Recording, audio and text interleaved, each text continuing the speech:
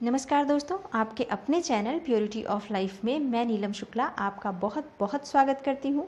दोस्तों, आज हम बात करने वाले हैं पीपल के वृक्ष की पूजा से संबंधित कुछ बहुत ही ज़रूरी विषय पर कि पीपल के वृक्ष की पूजा हमें कैसे करनी चाहिए, किस समय पीपल की पूजा नहीं करनी चाहिए, किस समय किस दिन पीपल की पूजा करने से घर में दरिद्रता का वास होता है, निर्धनता का वास होता है और गरीबी का वास होता है।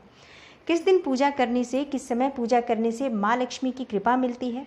पीपल का वृक्ष यदि आपके घर में उग जाए तो क्या करना चाहिए, क्या उसे काट देना चाहिए या नहीं काटना चाहिए, क्योंकि इस बारे में बहुत सारे वहम हैं या भ्रम की स्थिति है कि किस तरह से पीपल के वृक्ष को काटा जाए, क्योंकि हिंदू धर्म में पीपल के वृक्ष को काटना महापाप माना गया है। तो पीपल का वृक्ष यदि घर में उगता है तो उसका क्या करना चाहिए, और अगर काटना ही पड़े पीपल का वृक्ष तो किस दिन हमें उसको काटना चाहिए। शनिदेव की कृपा पाने के लिए पीपल की पूजा किस तरह से करनी चाहिए, ये सभी बातें आपको आज इस वीडियो के माध्यम से मैं शेयर करने वाली हूँ।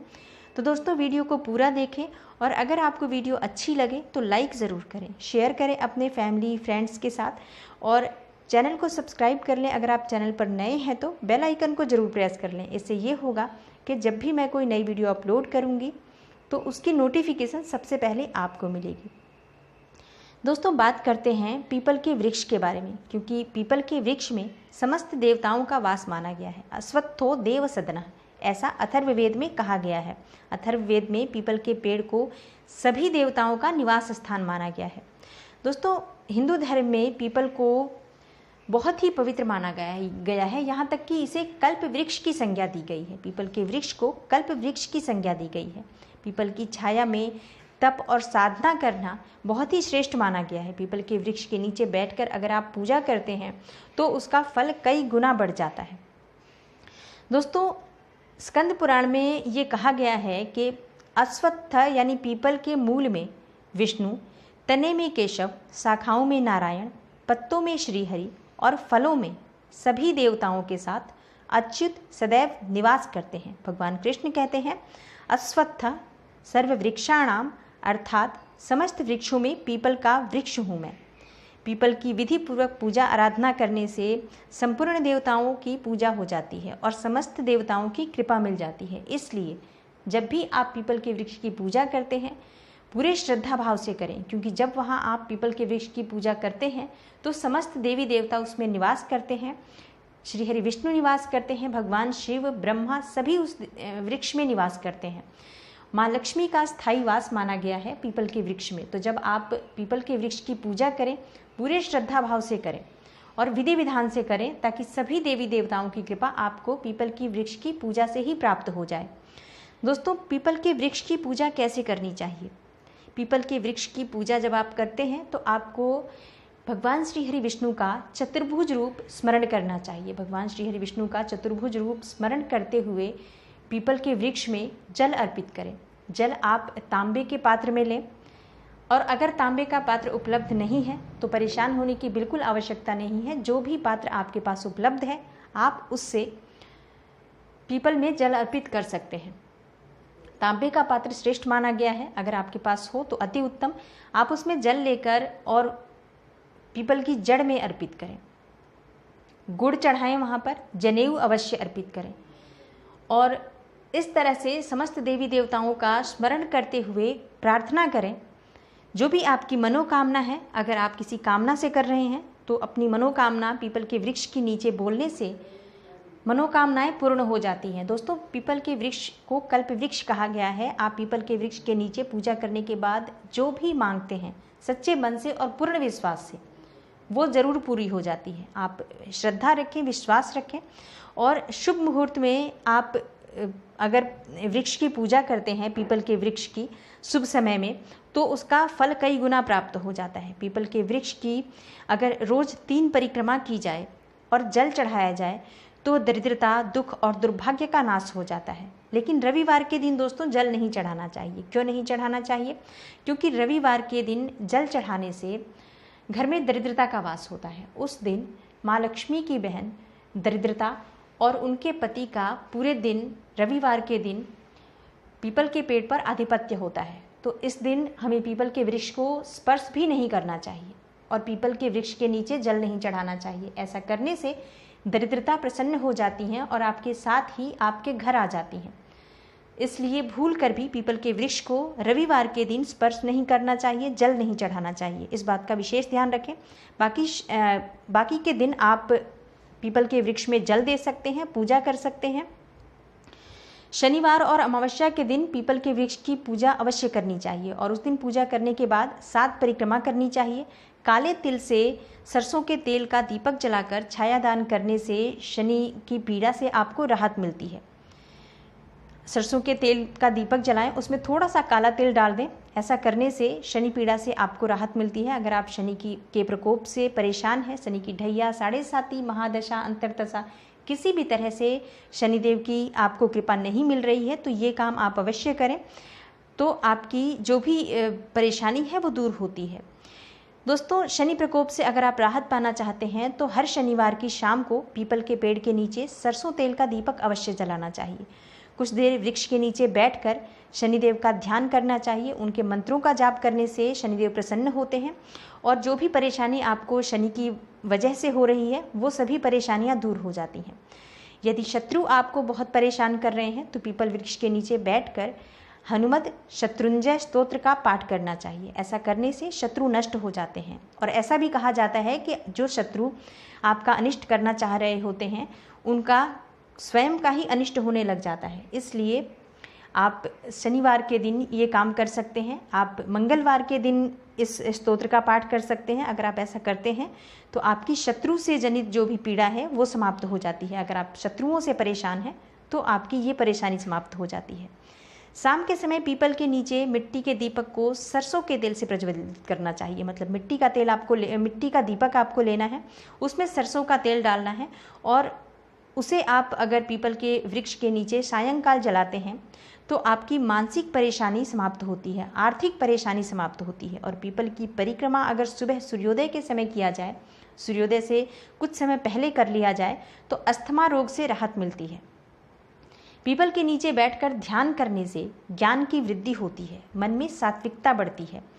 और यदि 11 पीपल के वृक्ष को नदी के किनारे लगाया जाए तो समस्त पापों का नाश हो जाता है। किसी नदी के किनारे यदि 11 वृक्ष लगाया जाए तो समस्त पापों का नाश हो जाता है। दोस्तों, ये जो पीपल के वृक्ष होते हैं, अगर आप स्वयं इसको कहीं लगाते हैं, शुभ स्थान पर लगाते हैं, जैसे नदी के किनारे लगाते हैं या सार्वजनिक स्थल पर लगाते हैं, किसी मंदिर में लगाते हैं, तो इसका बहुत पुण्य मिलता है, बहुत अधिक पुण्य फल की प्राप्ति होती है। ऐसा करने से घर में किसी की भी अकाल मृत्यु नहीं होती है। ऐसा करने से घर में वंश वृद्धि नहीं रुकती है। आजकल संतान होने में बहुत से लोगों को परेशानियां हो रही हैं। तो अगर आप इस तरह से सार्वजनिक स्थलों पर पीपल का वृक्ष लगाते हैं, किसी मंदिर में लगाते हैं, किसी कोई नया निर्माण हुआ हो मंदिर का, ऐसे 11 मंदिरों में यदि आप पीपल का वृक्ष लगाते हैं, लेकिन सिर्फ आपको लगाना नहीं है, पीपल का वृक्ष आप जहाँ पर भी लगा रहे हैं 40 दिनों तक इनकी सेवा करनी है, इनकी देखभाल करनी है कि ये कहीं सूख ना जाए। अगर आप ऐसा करते हैं तो आपकी जो भी मनोकामना है, जो भी परेशानियां हैं, आप निस्वार्थ भाव से लगाएं। आप मन में कोई मनोकामना रखकर मत लगाएं। अगर आप ऐसा करते हैं तो जो भी परेशानियां हैं सब अपने आप ही समाप्त हो जाती हैं। अकाल मृत्यु से आपको राहत मिलती है, वंश वृद्धि आपकी कभी भी नहीं रुकती है। परिवार में जो बेवजह दुर्घटनाएं होती रहती हैं, परेशानियां होती रहती हैं, उससे आपको राहत मिलती है।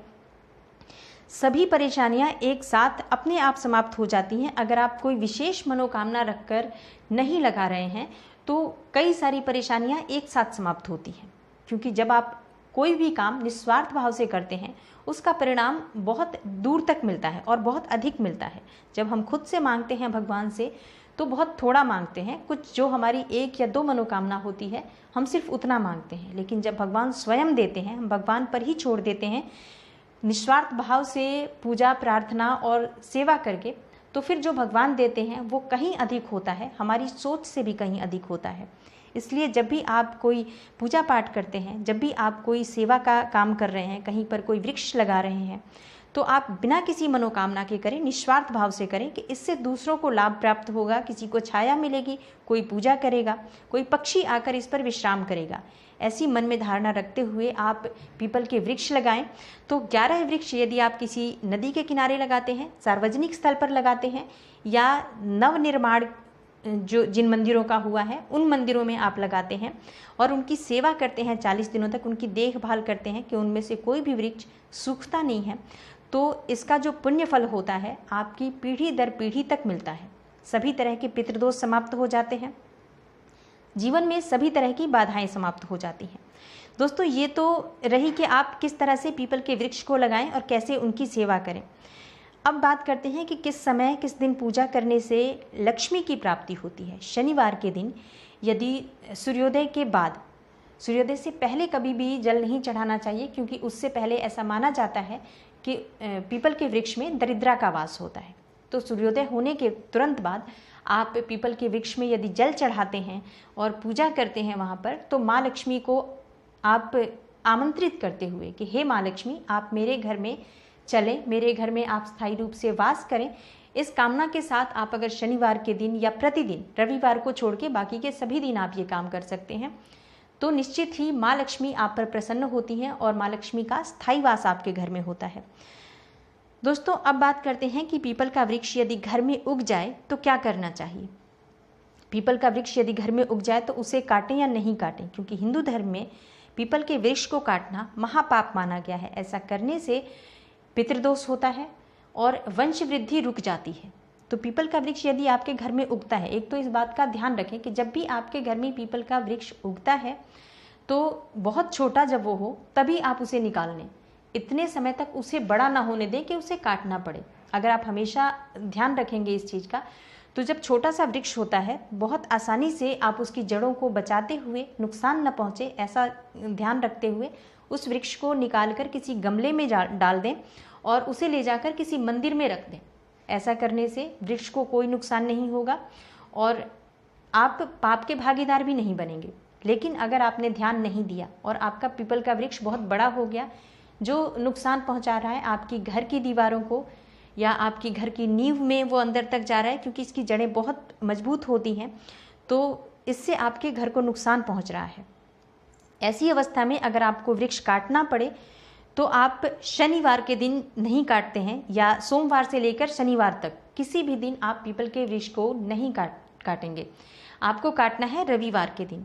पीपल का वृक्ष यदि काटना पड़े तो उसे रविवार के दिन ही काटना चाहिए, क्योंकि इस दिन, रविवार के दिन, पीपल के वृक्ष में देवताओं का वास नहीं होता है। ये पूरा दिन माँ लक्ष्मी की जो बहन है दरिद्रता और उनके पति के लिए होता है। तो इस दिन आप इस वृक्ष को काट दें और भगवान से प्रार्थना कर लें कि आपको नुकसान पहुंच रहा था इस वृक्ष से, इस वजह से आपने इस वृक्ष को काटा है, तो आपको इसका दोष नहीं लगेगा।